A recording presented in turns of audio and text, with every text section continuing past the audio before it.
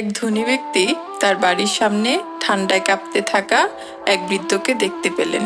ধনী ব্যক্তিটি নিচে নেমে বৃদ্ধকে জিজ্ঞেস করলেন, এত ঠান্ডায় আপনি বাহিরে আছেন কেন?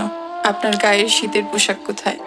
বৃদ্ধ জবাব দিলেন, আমি গরিব, অসহায়, আমার কোনো গরম কাপড় নেই, কিন্তু এতে আমি নিজেকে মানিয়ে নিয়েছি।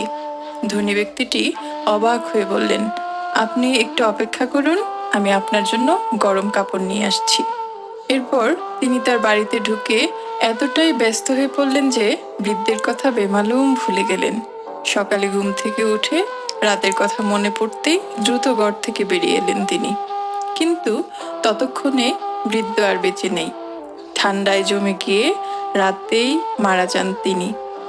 ধনী ব্যক্তিটি খেয়াল করলেন বৃদ্ধের মরদেহের পাশে একটি চিরকুট পড়ে আছে, যাতে লেখা ছিল, যখন আমার কোনো উষ্ণ কাপড় ছিল না তখন আমি মানিয়ে নিয়েছিলাম, কিন্তু আপনি যখন আমাকে সাহায্য করার প্রতিশ্রুতি দিলেন ঠিক তখনই সেই আশায় আমি অপেক্ষা করতে করতে ঠান্ডার সাথে লড়াই করার ক্ষমতা হারিয়ে ফেললাম।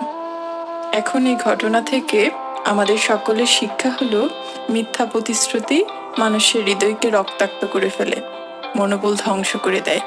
তাই কাউকে প্রতিশ্রুতি দেওয়ার আগে আপনি ভালোভাবে চিন্তা করুন আপনি সেটা রক্ষা করতে পারবেন কিনা।